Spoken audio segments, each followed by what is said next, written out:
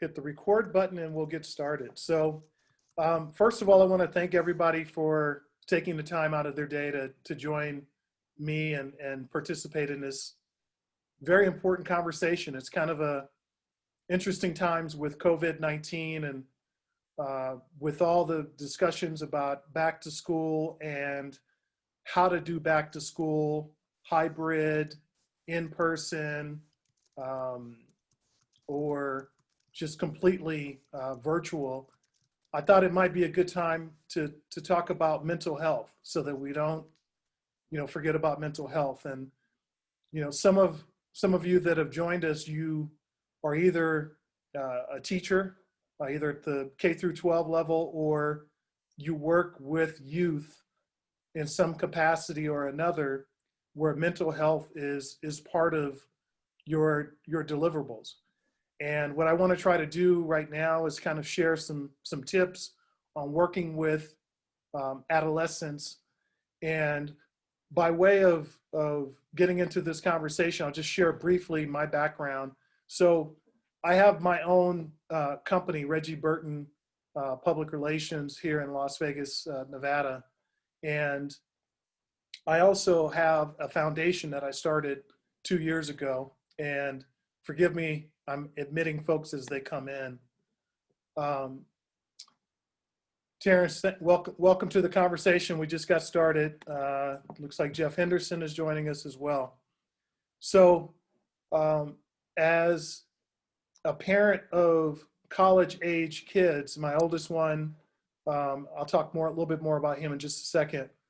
Avery graduated from college in 2017, and Amani just graduated last year, or actually in 2020, and now he's working on his master's. And then Aiden, my youngest, will be heading off to college in a couple of weeks.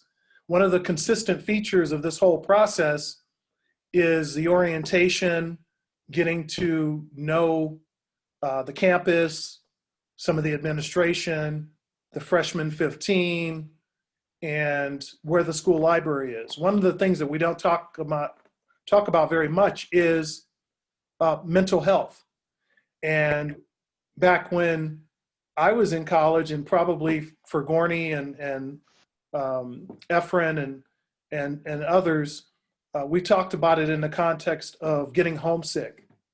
If you miss your dog, you miss mom's, home cooking, you miss being around your friends, particularly if you're going away to college. But giving it the term homesickness doesn't really give it justice, because there are a lot of other factors and a lot of other things that are happening. Typically, when you're in a college environment or you're away at school for the first time, there's a multitude of issues that can pop up. And some of it involves trauma. And I know, Gorney, you work with folks that are involved in trauma, as well as Kurt and Jeff. You all work in an environment where people are dealing with things that are happened in their past. And what happens sometimes is they try to move on through life, whether it is going to college or whether it is transitioning and getting into their life, work, whether it be work or different paths. There are these things we call triggers, things that bring out some of that trauma. So what I like to try to do is, in my PR business, I like to be proactive and strategic. And in 2017, my oldest son, Avery, bringing him back into this discussion, he had a major depressive episode. And at the time, we really didn't know that much about it. And as I speak with you right now, both my other sons are on this chat as well, because I want them in the time that we have allotted, if they feel like chiming in about their experiences, they're welcome to do that. But one of the things that really took us by surprise is just understanding how prevalent depression was in college. So I like to give the facts. I like to deal in data so that we have some point from which we are working from, and a path that we're moving towards. So what we realized after my son had his major depressive episode is that 1 in 4 college students will suffer from depression. So I'll repeat that. 1 in 4 college students suffers from depression. Now, what that leads to is a lot of mental health disorders, including a major depressive episode, which is really serious. I mean, you're in a crisis at that point, on down to feelings of sadness, feelings of isolation, and you know, what you really want to try to do is understand where that person is in that spectrum so that you can try ultimately to connect them with resources. And we'll talk a little bit more about that in just a moment. And we'll try to hit it from different perspectives. But what struck me the most was this feeling of helplessness as a parent, not really knowing what to do to help, and watching almost helplessly as that major depressive episode quickly turned into suicidal ideation. And then how quickly the suicidal ideation could lead to that moment where that trigger happens and that person acts on that impulse and decides to take their life. And that's what happened to my son, Avery. So at that moment in 2017, we decided to try to do something to be proactive and be strategic in how we outreached and got parents information that we really didn't have as a family. And that's what started the Avery Burton Foundation. And we do scholarships where we ask students to write about adversity, almost forcing them to be retrospective and look at their life and their path and acknowledge the fact that they may have dealt with adversity, and then the tools and how they were able to overcome that adversity. So in our work at ABF, you know, we're focused really on 2 things. 1, giving out the scholarships to help students from an educational standpoint. And then 2, providing those tools that I talked about. One of the things that I had to do to be able to have credibility and to be able to deliver and provide information like what I'm sharing with this group right now is I went out and I got what we call a mental health first aid certification. I did not know that even existed. And I did that in January. And the reason I did it is because I wanted to have those tools to be able to have a conversation with someone that was in crisis, assess where they were, and then get them to resources. Again, you'll hear me use that term quite a bit. Get them towards resources, because I am not a professional. I am a parent, just like most of the people that are sending their kids to college, but I still want to be able to help either my student or someone else's figure out what is going on in that moment and then help them get to a professional.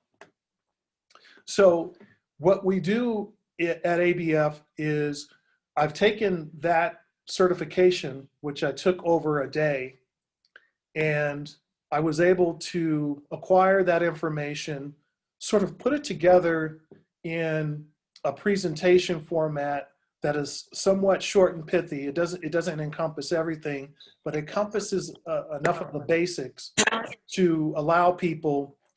Hey, Stacy. Hey. Stacy Henderson just joined us. And Stacy and Jeff, I'm going to ask you, if you will, here in a few minutes, to share with us some of your journey as parents to get your kids ready for college in this era of coronavirus and high anxiety and depression issues. So in facilitating at ABF and helping people understand a little bit more about mental health, my focus again is really on assessing the situation and then getting folks to resources. So briefly, I wanted to share with you just some tips, and then I want to hear from the group for what I call a mental health game plan. And what we're taught is to assess using a term or an acronym called ALGE, ALGEE. And I'll walk right through each of those letters and what they mean. And then I'm going to open it up to Q&A because I really want to make this interactive. So the A in ALGE stands for assess. So you want to be able to assess the risk of suicide or harm in that adolescent that you're dealing with. And so that we're all on the same page, when we talk about adolescents, we're talking about 12 to 18, which I think for Mr. Renee, that will cover most of the high school students. But that also transitions, and that's an actual term that you all should get comfortable with, the transition from high school, K through 12, to college. Those transitions are some of the hardest transitions that a student will face, and it will bring about some form of trigger that brings out that mental health, whether it's latent or low level depression or anxiety that student may be dealing with. The L in ALGE is to listen non-judgmentally. So we want to be good listeners to our students, understand what they're saying to us, not just, hey, how's it going? But maybe, how are you feeling? And then listen to that response. G, give reassurance. We want to be able to reassure that everything is going to be okay if they are exhibiting signs that there could be reason for concern. And then the first E is encourage. We want to encourage them to talk. So it's two-way conversation. It's not one way, where typically we get in the mode as parents sometimes of just wanting to communicate and just give information. We want to make it two-way and conversational. And as we're doing that, we also want to reassure and encourage professional help so that the parents are not just trying to manage this on their own, but those of us that have healthcare programs through our work, we want to be able to have that at a fingertip away. And then the second E of ALGE is encourage self-help and other strategy. So self-help, that's a term that we hear quite often now during this global pandemic, but self-help can be defined in a lot of different ways. It could be therapeutics, or it could be going out for a walk. One of my clients is the Vegas Golden Knights here in Las Vegas. And when they got back to play, one of their players was interviewed and was asked, how does it feel to be back? And he himself had suffered with some mental health disorders, and his answer to that question was very profound, and I wanted to share it with all of you. He basically said, being back with my teammates is important because we all need something to look forward to. And I thought about that and I said, you know, that's not just true of professional athletes, that's really true of our students. They need something to look forward to. So whether they're going to do school this fall in a hybrid or online, we want to remember that they need something to look forward to. So with that, that is your ALGE, that is your mental health game plan. That is how we are taught to sort of assess. I'm going to pick up on resources in just a moment, but I really want to make this interactive. So I would like to ask a good friend and colleague of mine who has been here on my journey with mental health and being an advocate for mental health and outreach, and that's Jeff Henderson. And Stacy is also joining us as well. So I would like to go ahead and have you unmute yourselves. You have that ability, and just maybe talk a little bit about your journey as parents and addressing some of these issues. Yeah, well, I'll start off and then let Stacy continue on. She is the rock, the concrete, the mother, the wife, the business agent, and sometimes a father, especially when I'm traveling and I'm working. So she sees it all, she hears it all, and you know. And Jeff, before you go on, I want to give you a proper introduction. Jeff is a professional speaker. and he is a reentry expert. And he helps formerly incarcerated individuals really get a game plan together for getting back into life, really, and back into the workplace. So, Jeff, go ahead and continue and talk a little bit about what you do, and then talk about your family as well. Yes. Well, I humbly say that, I have a lot of titles. I do a lot of things. But I'm here today as a father and a husband and a person who has experienced mental health issues in our immediate family and my family as a whole. And, Reggie, I've been knowing you and your sons and your wife, since your boys were all young, and our days working at MGM Grand Casino. That's right. And, I'm always the motivator. I'm always Mr. Inspiration, giving the speeches, empowering and encouraging people. But myself and my family, like any family or any human being, has suffered. We've all have endured some level of trauma. And I think the first step in dealing with mental health and trauma with our children is going to the root of it. How did trauma begin? Where did it come from? And as you said earlier, Reggie, what are those triggers? And, I spent 10 years in prison where I became very desensitized, where I dealt with my childhood trauma and the trauma of my mother and father and grandparents, which we call generational trauma. But when you're uneducated or miseducated, we don't know how to deal with that. Dealing with mental health is a stigma, especially in the Black and brown community, and I'm sure in some white communities. I only can speak from my own experience. Is that something you just don't talk about?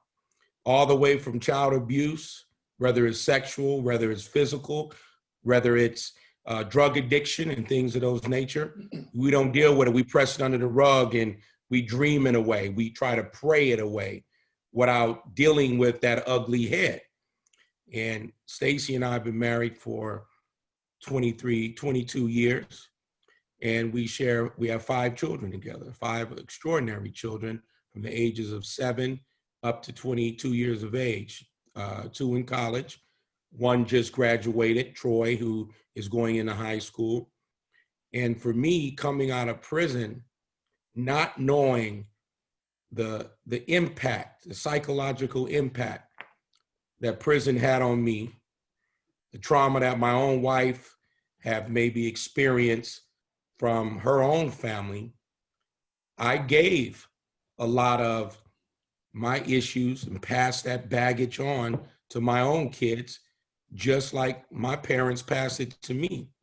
And sometimes we don't directly impact our kids by our actions, we indirectly, whether it's from whatever, family fights, kids overhearing things on the telephone, experiences our kids have at school, from bullying. All my kids were bullied. All 3 of my older kids is bullied. And as a father who came from the streets, I only knew one way of how to deal with when somebody bullies your kids or bother your family. You bring it to them. Yeah. And I couldn't do that, and I struggled on how do I, stop these kids from bullying my kids. I can't go up there and jump on kids.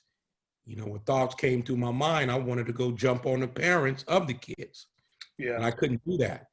And my wife was dealing with this head on, and I'm gonna let her take over here in a minute, of my older son who suffers from some mental health issues. My oldest daughter, who had a major brain surgery 7 years ago, and created some barriers for her. And kids will be kids, and kids act out based on their own circumstances and environment. And no one knew my daughter had surgery. No one knew my son had some cognitive challenges as well. And we struggled. And for the first time, this is the first time ever that Jeff, I've ever brought this up. Jeff, let me pause you there for a second because I wanted to welcome in Noelle Womack Henderson, your daughter, and hopefully we can hear in the remaining 25 minutes that we have, we'll be able to hear from some of the younger students on this chat. I also wanted to welcome Terrence Johnson, a colleague of mine who deals in behavioral health here in Las Vegas. He's also joining us, so appreciate you, Terrence. So I want to toss it to Stacy and let her chime in because Stacy, you homeschool most of the kids. So you, like Jeff said, you are really with them quite often, kind of balancing out while Jeff is, working professionally, sometimes traveling. He's there to support, but you are really the hands-on. What has your challenge been like getting the kids ready for back to school in a coronavirus era? It's been very challenging. We have daily meetings talking about what we should and should not do in terms of them going back.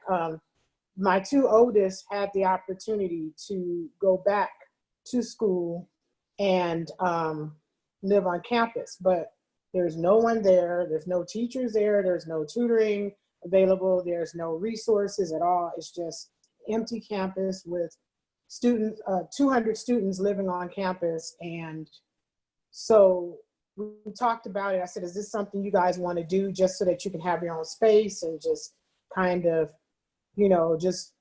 just kind of chill out and just get out of Vegas for a while? And I was like, I mean, it's your choice if that's what you want to do. So my daughter was kind of felt a little down because she's an RA, and they don't need RAs anymore. So that was actually paying for her living expenses there. They were taking care of her room and board. So I said, I mean, we'd have to dig down in our pockets and put more money out there. So I said, I don't want to necessarily have to do that, but how do you feel? And she just says, well, it's depressing here at home. It's just being here every day, same old thing. You can't really do anything. You can't really go anywhere. I can't really see my friends. And so she is depressed naturally because it takes her away out of her element. She was looking forward to going back to school. My son, Jeffrey, had this same challenge. He said, well, I think I want to go back. I kind of want to just be able to hang out, go to the gym. I said, well, that's not going to be possible. So he said, well, maybe I should just let it go and just stay home. But again, that's a part of my life that I look forward to. And now I have to put that to the side. And then we got Troy, who just graduated from high school. She's a freshman. None of the freshmen are allowed on campus. And she went through a two-week period of just crying. It was already bad enough. Her graduation was destroyed, but now, she has to deal with all that. All of her her Google program was online, and it wasn't as hands-on. She was expecting to be able to meet people in person and visit the campus, and all of that was canceled. So there's been a lot of depression going on in my house, considering that we every morning and every day, we have to get up and we have to pray with them. We have to get them to see things on the brighter side. This is not going to last forever. It's kind of like it's a repetitious behavior pattern that we created to try to bring unity and some harmony in this house, because it's not good right now. It's not. I mean, I'm going to be honest with you. I mean, we do what we can as parents, but I mean, the thing that keeps them going, I mean, I have one daughter who says she watches TikTok because it makes her laugh and it makes her happy. Other than that, she's not happy, so it's a struggle. And then my son home from college, back in his sophomore year, he was battling depression so bad that You're talking about Jeffrey? Yes, we had to bring him home. He had to take a leave of absence. He had to be put on medication. There was a lot of things that was going on. This is the first time I'm actually saying this publicly because a lot of people don't know that. But he just felt alone. He felt that he just couldn't do it. He just needed a break. He needed a timeout. And so if it wasn't for my daughter who was going there at the same time, they were there together, it wasn't for her having a conversation with him, sidebar with him, he admitted some things to her that he was just falling apart. She told me in confidentiality and said, Mommy, something has to happen right away because he's not doing well. And so had she never said that, he probably would have just tried to rough it through and who knows what would have happened. So we brought him home and we got him therapy and, he was put on medication and then come to find out, he has some disorders, he has some issues. And now he's doing a lot better.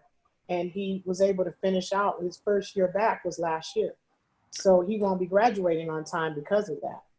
Well, I was going to ask you, Stacy, and I didn't want to interrupt you, but, and then I want to bring in, she's incognito, but I want to bring in May Boncarin, my in-law over here in Georgia, so she can give a little bit of perspective of what's going on out in Georgia. But I'm glad that Jeffrey's doing better.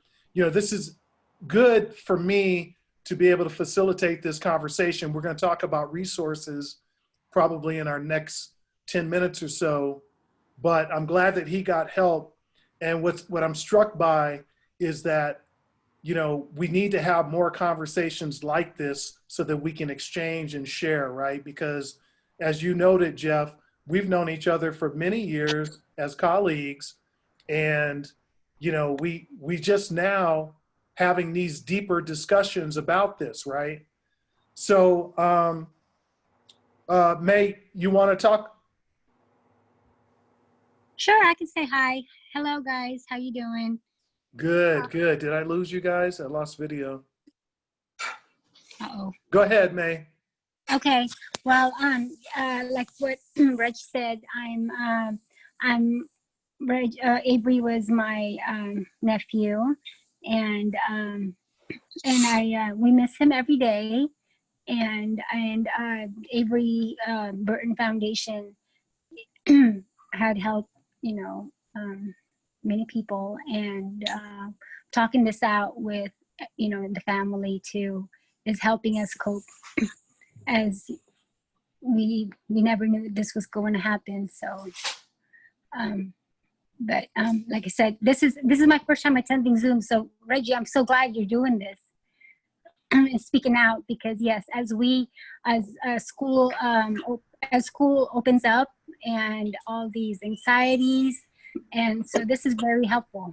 Thank you for doing this. Yeah, no, listen, the coronavirus has sort of exacerbated all of these issues. I read somewhere that 1 in 5 Americans now is suffering from some sort of mental health disorder or challenge.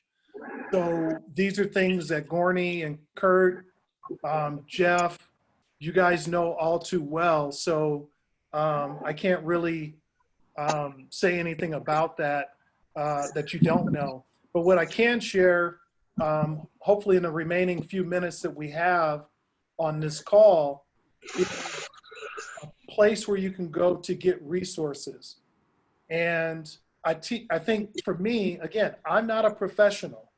I'm not here coming to anyone as a professional psychiatrist or a doctor or anything like that.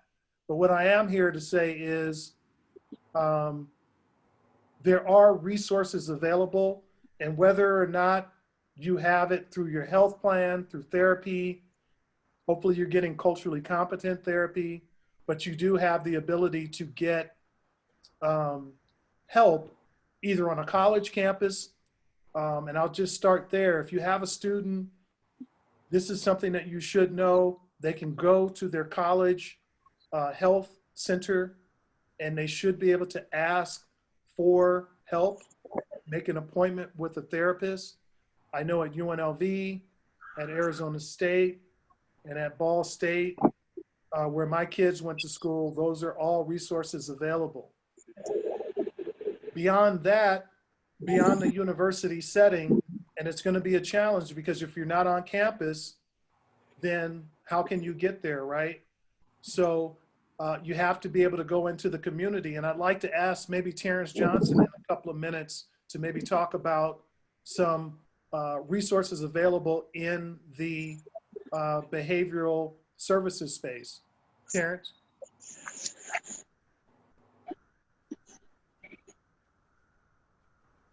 Terrence, if you can unmute yourself.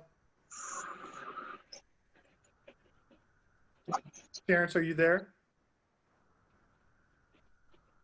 Okay, maybe Terrence is not there. Are you unmuted now? Go ahead, Terrence.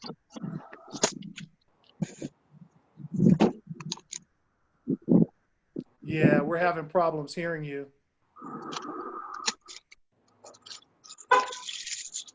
That's okay. Let me try to fix that, Terrence. Gorney, maybe you can speak to resources available from a behavioral services standpoint. So I can't really speak to any specific resources, but I did have one thing that I wanted to key off of that might be helpful for the group. I love that you mentioned the fact that we all need something to look forward to. And one of the things that I really like to do with the individuals that I work with is create what I call micro vision. And it's a short-term vision statement. And, we live microwave generation, and we're working particularly, as you mentioned, like with young people who for most of their lives. And so having a long-term goal or a long-term vision sometimes just doesn't do it for them. So I create what I call micro visions, where I work with them and I create, it's almost a transformation. Looking forward to a day or two to achieve in a short period of time. And I have them create a statement around that. And then they use that as an anchoring thought or thinking thought. And their mind starts to drift, they can bring themselves back to that anchoring thought, which is a short-term vision of something that's likely to happen in the near future for them. And so I just wanted to share that tip, that resource, as something that I found very effective with the clients that I work with. Thanks, Gorney. I appreciate that. We have about 4 minutes left in our little orientation and chat here. The other thing, I guess, before we end this, on our website, and if you have a pencil, please write it down, and we encourage you to go to our website. We have a listing of a variety of resources at averyburtonfoundation.org. And I try to include resources that are diverse for different situations. So if you're dealing with individuals who maybe are challenged in different ways based on trauma and work in the spaces that Jeff works in, that Kurt works in, that Gorney works in. Terrence, Excuse me, Reggie, excuse me, can you mute Galaxy S10e? Because he doesn't have he's not muted. That's why we can't hear you well. Oh, okay. Yeah, mute him or ask him to mute. Yeah, I just muted. Thank you. Yeah, so we try to have diverse resources on our website to deal with different situations. So I encourage Kurt and Gorney, if you want to send me your information that I can post on my website, please do that, and I'll make sure that it gets up there. But in general, anyone that is working with adolescents, dealing with students, and you want to be able to connect them with resources, just go to our website, and on the resources page, just click the button and you'll see a listing, everything from text lines to 1-800 numbers, information that's free, some of it's paid for therapy. There's a variety of sources there. So I think, my goal is to make sure that nobody leaves that website feeling like I didn't find what I was looking for. Because the one thing that we do know working with people who are in crisis situation with mental health is sometimes they don't have weeks. They don't have months to wait for an appointment. Sometimes they only have days. Sometimes they only have hours. So I want to thank everybody for joining us. That's going to conclude our call. I'm going to try to do this a little bit more often, so stay tuned for more information. But thank you again, Jeff, Stacy, Gorney, Kurt, Monty, Terrence. Sorry we couldn't hear you. Noel, I see you there. Mr. Renee, thank you. Take care, May and Georgia. Okay, thanks everyone. Thank you. Thank you. Take care, Reg. Monty, Hayden. Take care. Thank you.